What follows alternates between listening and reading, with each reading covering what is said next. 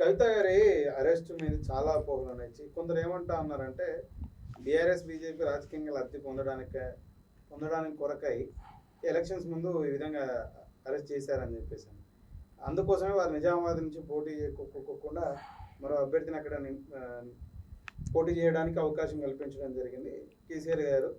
ఇదంతా match fixing. అలాగే BRS party నాయకులు ఏమంటారు, కాంగ్రెస్ పార్టీ బీజేపీ కలిసి డ్రామాలు ఆడుతున్నాయని చెప్పేసి అంటారు. ఇందులో ఏది వాస్తవం అంటారు? అన్న, ఇప్పుడున్న పరిస్థితులను చూస్తుంటే అసలు ఏ పార్టీని నమ్మాలో అర్థమవుతలేదు, ఏ నాయకుని నమ్మాలో అర్థమవట్లేదు. ఎందుకంటే మేము ఒక జేఏసీగా, అంటే ఓయూ జేఏసీగా, నిరుద్యోగ విద్యార్థి జేఏసీగా మేము ప్రజాస్వామ్యాన్ని ముందడుండి ప్రజాస్వామ్య విలువలతో మా హక్కులకై పోరాటం చేస్తున్నాం.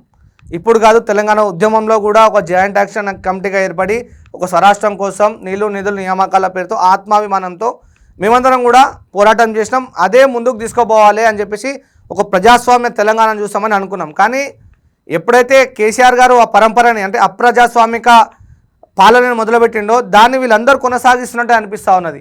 ఇప్పుడు ఎవరి గురించి మంచిగా మాట్లాడినా సరే ఆ పార్టీకి ముద్రేసేటువంటి పరిస్థితులు ఇప్పుడు ఉన్నాయి. ఎవరైతే ప్రభుత్వాన్ని తిట్టినారో ఇప్పుడు వారి సంఖ్యలో కూర్చొని పాల డబ్బులు పట్టుకుంటున్నటువంటి పరిస్థితి ఏర్పడుతూ ఉన్నది. అది ఎవరైనా సరే అయి ఉండొచ్చు, జాతీయ పార్టీలు అయి ఉండొచ్చు, లేకపోతే రీజనల్ పార్టీస్ అయి ఉండొచ్చు, లేదా ప్రజాస్వామ్యబద్ధంగా మేము ఒక రాజ్యాన్ని తెస్తామని చెప్పేసి తమ పదవులకి రాజీనామా చేసినటువంటి ఐపీఎస్ ఐఏఎస్ ఆఫీసర్లు కూడా కావచ్చు. అంటే అక్కడ ఓంగని వాళ్ళకి దయ్యాలు పడుతున్నాయా అని మాకు అనిపిస్తూ ఉన్నది. అంటే అధికారం అనే దయ్యం పడుతుందా అని అనిపిస్తూ ఉన్నది. అరే, ప్రజాస్వామ్యంలో ఓటు అన్నది చాలా చాలా పవర్ఫుల్. మీరు ప్రజల్లో ఉన్నప్పుడు, మీ మీద మీకు నమ్మకం ఉన్నప్పుడు మీ మంచి అనే సిద్ధాంతం ప్రజల సిద్ధాంతం అవుతుంది. మన రాజస్థాన్లో 25 ఏళ్ళు నిండినటువంటి ఒక స్వతంత్ర అభ్యర్థి అధిక మెజార్టీతో గెలవడం జరిగింది. అలాగే బెంగాల్లో ఒక పాచి పని చేసేటువంటి ఒక అభ్యర్థి గెలవడం జరిగింది. అంటే వీళ్ళందరూ కూడా పార్టీ బలాలతో గెలిచారా, లేకపోతే అక్కడ ఉన్న పరిస్థితుల్లో వాళ్ళు చేసినటువంటి నాయకత్వ లక్షణాలు గెలిపించాయా అనేది ఇక్కడ ప్రజాస్వామ్యం తెలియజేస్తుంది. కానీ మీరు మాత్రం నాకు ఈ పదవి ఉంటేనే చేయగలుగుతా అని చెప్పేసి పిరికి పందల్లాగా పార్టీలు మారుస్తూ ఉంటే ఎవరిని ఏమనాలో మాకే అర్థం కాని పరిస్థితి ఉన్నది ఈరోజు. ఇప్పుడు కవిత అరెస్ట్ మీద ఎవరికి రాజకీయాలు అన్న, అయ్యగారు ఆపితే అమ్మా సాగదు. సో తప్పు చేసిన వాళ్ళు ఎప్పటికైనా అరెస్టు కావాల్సిందే. సో కవిత గారు తప్పు చేశారని చెప్పేసి అక్కడ సాక్ష్యాలు ఉన్నాయి. సాక్షాత్తు ఆ సౌత్ గ్రూప్ సంబంధించినటువంటి ఆ వ్యక్తులు ఆమె పాత్ర ఉందని వెల్లడించడం జరిగింది. అలాగే ఢిల్లీ లిక్కర్ పాలసీలో సుమారుగా కోవిడ్ని అడ్డం పెట్టుకొని 173 కోట్లని వారు ఏ విధంగా వాళ్ళకి రాయితీ ఇచ్చారో చూసాము. అప్రజాస్వామికంగా దాని దృష్టిలోనే డిప్యూటీ మినిస్టర్ని కూడా అరెస్ట్ చేయడం జరిగింది. వారు తిహార్ జైల్లో మగ్గడం జరుగుతూ ఉన్నది. వీళ్ళందరూ ఒక గ్రూపుగా ఏర్పడినందుకే ఈరోజు ఇలాంటి పరిస్థితులు ఏర్పడ్డాయి. కవిత అరెస్ట్ అనేది అది వాస్తవం. ఎందుకంటే అక్కడ తానే ఒప్పుకున్నట్టు అనిపిస్తూ ఉన్నది. నేను ఎవరికి భయపడా, నేను మోడీకి భయపడా, దానికి భయపడా, ఈడీకి భయపడా అనుకుంటేనే ఈడీ లాంటి ఒక సంస్థని నా ఇంటికి రావాలి, నాకు హక్కులు ఉన్నాయని చెప్పేసి దాన్ని ఒక రాజకీయం చేసి ప్రజాస్వామ్యబద్ధంగా ఉన్నటువంటి వ్యక్తులు ఆలోచించినట్టుగా చేసి తన తప్పు ఉందని ఈరోజు నిరూపణకి తానే ఒక ఊపునిచ్చిందని చెప్పేసి అనుకోవచ్చు. అది కవిత అరెస్ట్ అనేది ప్రజాస్వామికమే. కాకపోతే అది లేట్ అరెస్ట్ అయ్యడానికి కారణంలో కేంద్ర ప్రభుత్వం ఉండొచ్చు, లేదా వారికి ఉన్నటువంటి మ్యాచ్ ఫిక్సింగ్ అనే సందేహాలు ఉండొచ్చు అని చెప్పి ప్రజలు అనుకుంటారు. అది నిజమైతే మాత్రం ప్రజలు రేపు రాబోయే ఎన్నికల్లో బుద్ధి చెప్తారు. చివరిగా రేపు జరగబోయేటువంటి తెలంగాణ 17 లోక్సభ ఎన్నికల్లో ఫలితాలు ఏ విధంగా ఉండబోతాయని చెప్పేసి ముఖ్యంగా రేపు రాబో ఎలక్షన్లో మీ ద్వారా కోరుకుంటుంది ఏంటంటే, మనకి ప్రజాస్వామ్యం అని ఎందుకు అంటున్నంటే, ప్రజాస్వామ్యం బతకాలంటే పార్టీలకు అతీతంగా ఇప్పుడు 17 స్థానాలలో జంపింగ్ జిల్లాలోనే ఉన్నాడు. ఇక్కడ ఉన్నాడు అక్కడ పోతుండు, అక్కడ ఉన్నాడు ఇక్కడ వస్తుండు తప్ప ఎవడు ఏమీ చేసి ఒరగట్లేదు మనకి. ఎందుకంటే భాజపాలో ఉన్నటువంటి వ్యక్తులు ఇక్కడ జంప్ అవుతున్నారు, ఇక్కడ సీట్ రాలేదని బీఆర్ఎస్లో ఉన్నటువంటి కాంగ్రెస్ జంప్ అవుతున్నారు, కాంగ్రెస్లో టికెట్ రాలేదని ఇక్కడ జంప్ అవుతున్నారు. అంటే వాళ్ళ యొక్క స్వార్థ రాజకీయాల కోసం, లేదా వారి వ్యక్తిగత లావాదేవీల కోసం వారు పార్టీలు మారుతున్నారు తప్ప ఈ పార్టీల నుండి ఆ పార్టీని దూషించినోడు మళ్ళీ ఆ పార్టీలో ఈ పార్టీని దూషిస్తే ఇంకా వానికి ఏం సిద్ధాంతం ఉన్నది, వానికి ఏం అకౌంటబిలిటీ ఉన్నదని మీరు ఆలోచించాలి. రేపు 17 స్థానాలలో ముఖ్యంగా యువకుల పాత్ర మెండుగా ఉండాలి. ఒకవైపు కేంద్ర ప్రభుత్వం వికసిత్ భారత్ 2047 కలలు కంటా ఉన్నది. కానీ వికసిత్ భారత్లో యువ వికసితం చేయడం మర్చిపోతూ ఉన్నారు. ఒకవైపు భాజపా లాంటి జాతీయ సంస్థ ఈరోజు జంపింగ్ జిల్లాలను అంటే రాత్రి కండువా కప్పుకోగానే ఇంకోటి కొంతమందికి ప్రాథమిక సభ్యత్వం లేకపోయినా సరే వారికి ఎంపీ టికెట్లు ఇవ్వడం అనేది మేము చాలా తీవ్రంగా దాన్ని ఖండిస్తూ ఉన్నాం. దీనిపై మాకు కూడా బాధ అనిపిస్తూ ఉన్నది. అరే ఇలాంటి వ్యక్తులక మేము ఓటేయాలని ఆలోచిస్తూ ఉన్నాం. అలాగే కాంగ్రెస్లో కూడా చాలా విలువలు గురించి మాట్లాడేటువంటి బీజేపీ పార్టీ నల్గొండ నుంచి సైదిరెడ్డి గారు ఎవరైతే ఉన్నారు, బీఆర్ఎస్ పార్టీ నాయకులు హుజూర్నగర్ నుంచి గెలిచిన పార్టీ మారిన మరుసటి రోజు మీరు అన్నట్టు టికెట్ వచ్చింది.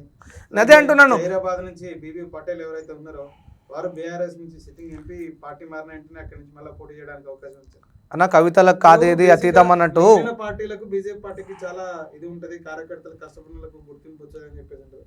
ఇట్లా ఆ పార్టీకి ఒక్కరోజు కూడా సేవ చేయనటువంటి వ్యక్తులకు ఇట్లా పార్లమెంట్ పోటీ చేయడానికి అవకాశం కల్పించడానికి ఎలా వస్తారు? చాలా తప్పది. కవితలకు కాదేది అతీతము, రాజు దలుచుకుంటే ఇక మనకేం తక్కువ అన్నట్టు ఈరోజు బీజేపీ అని కాదు కాంగ్రెస్లో కూడా జితేందర్ రెడ్డి పార్టీ మారంగానే అతని ప్రభుత్వ సలహాదారుగా నియమించడం జరిగినది. ఈ తప్పు కాంగ్రెస్ బీజేపీ అన్ని పార్టీలు చేస్తూ ఉన్నాయి. అదే చెప్తా ఉన్నాను నేను, ఎవరైనా సరే ప్రజాస్వామ్యం ఇలాంటి తప్పులు చేస్తున్నప్పుడు మనకి ఒక హక్కు ఉన్నది, ఓటు. ఆ ఓటుని సరిగా వినియోగించుకొని ఇలాంటి వాళ్ళకి ఓటు రూపంలో బుద్ధి చెప్పాలి. మనము కోర్టులో కేసులు వేస్తూ ఉంటే వారికి ఉన్నటువంటి ఒక పవర్తో దాన్ని ఏ విధంగా రాజీపరచుకోవాలో లేదా మనని ఏ విధంగా బెదిరియాలో అవి చేసి వాళ్ళు బయటపడుతూ ఉన్నారు తప్ప ఈ ఓటు అనే ఆయుధం ద్వారా పదవి లేని నాయకునిగా అతనికి శిక్ష వేయాలా. ఒకవైపు రేవంత్ రెడ్డి గారు చెప్పారు ఏమని, వారికి శిక్ష ఏంటంటే వారిని ఓడించడమే పెద్ద శిక్ష అన్నాడు. అది చాలా సంతోషం. కాబట్టి అక్కడ ఉన్నటువంటి పార్టీలో ఉన్న వ్యక్తులని అక్కడ మనం ఇక్కడుండి ఈ పార్టీ కార్యకర్త అట్టడుగు ఉన్నటువంటి కార్యకర్త ఓడిస్తే అతనికి పెద్ద శిక్ష అవుతుంది ప్రజాస్వామ్యంలో.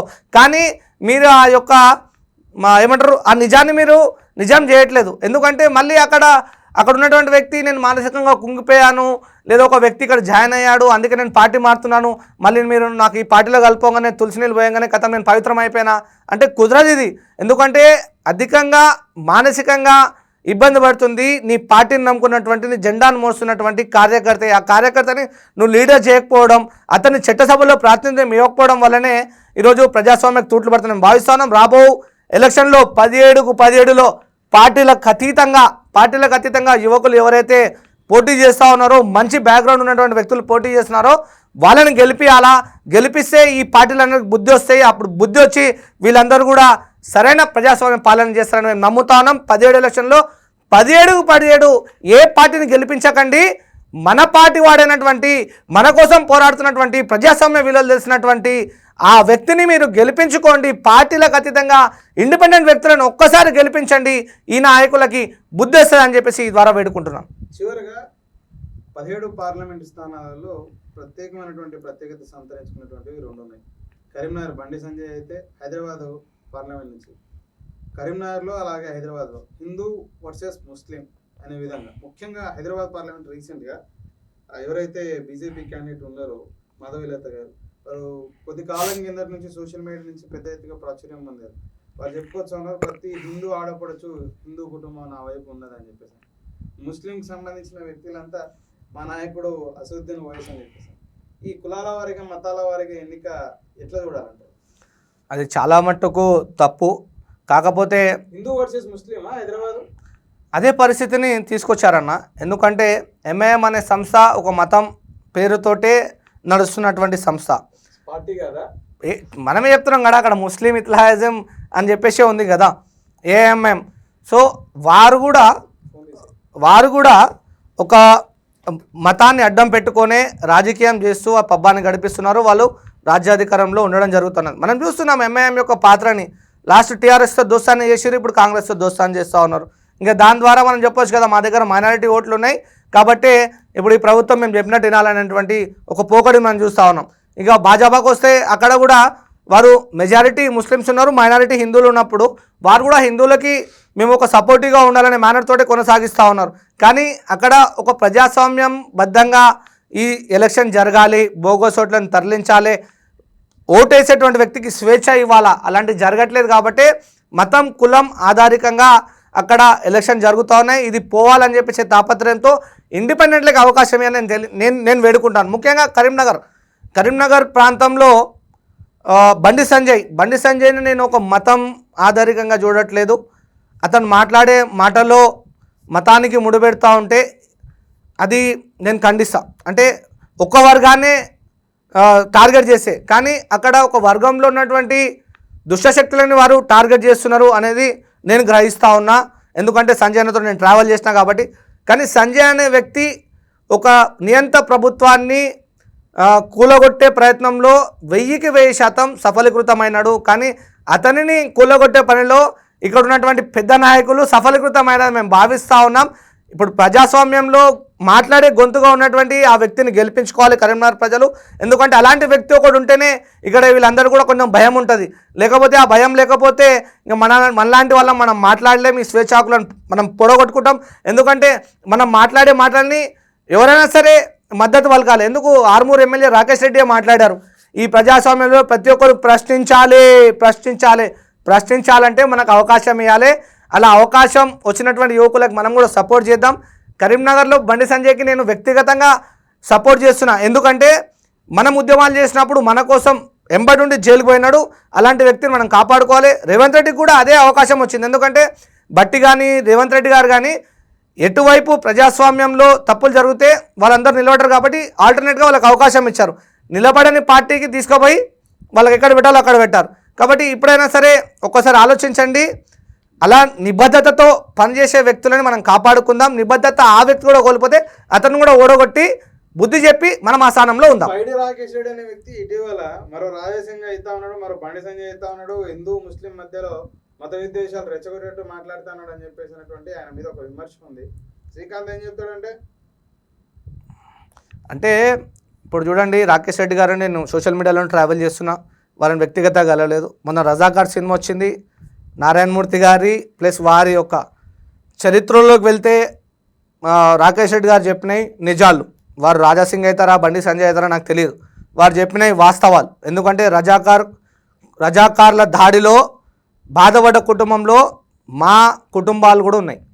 ఎందుకంటే నల్గొండ ప్రాంతంలో రజాకార్లు చేసినటువంటి ఆ యొక్క రాక్షస క్రీడలో మా నాయనమ్మలు తాతమ్మలు కూడా ప్రాణాలు కోల్పోయినారు. అది చెప్తే కళ్ళలోకి నీళ్ళు వస్తాయి. చరిత్ర మాట్లాడిన విషయం రాకేష్ అన్న అది వాస్తవం, కరెక్ట్. నారాయణమూర్తి గారు కూడా మాట్లాడింది కూడా వాస్తవం. రాముడు అనేవాడు ఒక్క పార్టీకి సంబంధించిన వాడు కాదు, ఒక వర్గానికి సంబంధించిన వాడు, అందరికీ సంబంధించిన వాడు. ఇక్కడ ఒక ఏమంటారు, నారాయణమూర్తిని మనం ఒక కమ్యూనిస్ట్గా చూస్తాం. ఆ కమ్యూనిస్ట్ వ్యక్తి కూడా రాముడు అందరి వాడని చెప్పాడు. సో ఇక్కడ ఉన్నటువంటి బీజేపీ వ్యక్తి అయినటువంటి ఎమ్మెల్యే రాకేష్ రెడ్డి కూడా ఇక్కడ చరిత్రని నిజంగా తెలియజేస్తున్నాడు. సో ఇక్కడ ఎవరిని తప్పు పెట్టడానికి లేదు. ఇద్దరు చెప్పిన దాంట్లో వాస్తవాలు ఉన్నాయి, నిజాలను మేము తీసుకుంటా ఉన్నాం. అబద్ధాలు చెప్తే మాత్రం వాళ్ళకి నిజాలను మేము తెలియజేస్తాం. రాకేష్ రెడ్డి గారు నిజంగా హిందూ ముస్లిం మధ్య విద్వేషాలు రెచ్చగొట్టేట్టు ప్రవర్తిస్తున్నాడా? లేదు. ఎందుకంటే వాళ్ళు చెప్పారు కదా, ఇప్పుడే మనం వారి మాటలు నేను విన్నాను కాబట్టి చెప్తా ఉన్నాను. వారు చెప్పినారు మనకున్న దేశం ఏకైక దేశం హిందూ దేశం, ఇక్కడ ముసల్మాన్గా బతకొచ్చు, తప్పు లేదు. కానీ సంఘ విద్రోహ శక్తులుగా ఉండకూడదు అని చెప్పేసి వారు చెప్పారు. దాంట్లో తప్పు లేదు కదా. ఇప్పుడు వానికి ఓట్లు వేసిన వాళ్ళు ముస్లింలు లేరా? ముస్లింలు ఉన్నారు కదా. సో అట్లా హిందూ ముస్లింల మధ్య చిచ్చు పెట్టడం అనిపిస్తలేదు నాకు.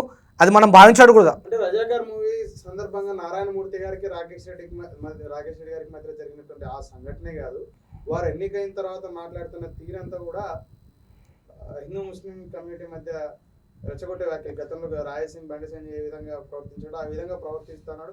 మరో రాయసింగ్ మరో బండి సంజయ్ రాకేష్ రెడ్డి అంటున్నారు. అది అనుకోవడం వరకే ఉంటుందన్న. మనం కూడా ఎక్కువ ట్రావెల్ చేయలేదు రాకేష్ రెడ్డి గారితో. వాస్తవాలను గ్రహించాలి. అది మనం మేధావులుగా చదువుకున్న వ్యక్తులు మనం వాస్తవాలు గ్రహించాలి, వాస్తవాలు మాట్లాడాలి. రాకేష్ రెడ్డి గారితో నాకు వ్యక్తిగత పరిచయం లేదు, నేను వాటితో ట్రావెల్ చేయలేదు. బట్ వాటి మాటల్లో నాకు నిజాయితీగా అనిపిస్తూ ఉన్నది. వై బికాస్ ఇప్పుడు రెడ్ శాండిల్ ఎర్రచందనం గురించి లీగలైజేషన్ ఉన్న విషయం ఎవరు తెలియదు. అతను క్లుప్తంగా తెలియజేయడం జరిగింది. అరే రెడ్ శాండిల్ అనే ఒక వ్యాపారాన్ని నేను కొన్ని ఏళ్ళ నుంచి చేస్తూ ఉన్నాను, అది లీగలైజ్గా చేస్తూ ఉన్నాను, పేపర్లో ప్రకటన వచ్చి టెండర్ వేసి నేను తీసుకుంటున్నా అని చెప్తాను. అతని మాట కొంచెం కర్కశంగా ఉండొచ్చు, కానీ అతని మాటలో నిజం ఉన్నది, నిజాయితీ ఉన్నది. సో దాన్ని మనం అంగీకరించాలి.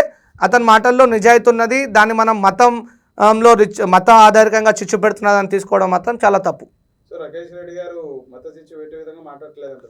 ఎందుకు మాట్లాడతారన్నా? వాళ్ళు ప్రజాస్వామ్యంగా ఎన్నికైనటువంటి ప్రజాప్రతినిధి, వాళ్ళు ఎందుకు మాట్లాడతారు? వాళ్ళ నియోజకవర్గంలో అందరు ఉంటారు, ముస్లిమ్స్ ఉంటారు, హిందువులు ఉంటారు, క్రిస్టియన్స్ ఉంటారు, అన్ని వర్గాల వారు ఉంటారు. వారు అన్ని వర్గాలకు సంబంధించినటువంటి వ్యక్తులు, వారు కొత్తగా అయినటువంటి వ్యక్తులు, వాళ్ళకి తెలియదు వారు బిజినెస్ మ్యాన్. ఇంకా వాళ్ళు బిజినెస్ మ్యాన్ చేస్తున్నప్పుడు వారికి అన్ని దేశాలతో, సౌదీలో చేస్తున్నారు, దుబాయ్లో చేస్తున్నారు, ప్రతి యూరోపియన్ కంట్రీలో చేస్తున్నప్పుడు అన్ని మతాలకు సంబంధించినటువంటి వ్యక్తులు తోటి బిజినెస్ చేస్తున్న వ్యక్తులకి ఎందుకు చిచ్చు పెట్టేటువంటి ఆలోచన ఉంటుంది? అలాంటి ఆలోచన లేదని చెప్పేసి నేను అనుకుంటున్నాను. అటువంటి అంటే విమర్శలు చేసే వ్యక్తులకు మీరు ఇచ్చే సమాధానం? తప్పకుండా అలాంటి విమర్శలు ఎవరు కూడా చేయొద్దు. ప్రజాస్వామ్యంలో ఈ దేశం హిందుత్వ దేశం, అది నేను నమ్ముతా. ఎందుకంటే హిందూ జీవన విధానం ఉంది, దాన్ని మనం నమ్ముతాం. కానీ అదే ఆధారంగా ఒక రెండు వర్గాల మధ్య చిచ్చుపెట్టి ఇక్కడ శాంతికి విఘాతం కలిసే మాత్రం దాన్ని సహించేది లేదు. అది ఎవరైనా సరే, ఎక్కడైనా సరే, అక్కడైనా సరే, అందరూ కలిసికట్టుగా ఉంటూ ప్రజాస్వామ్య విలువల్ని పాటించి ముందుకు పోతే ఈ దేశం నిజంగా విశ్వగురుగా ఉంటుంది.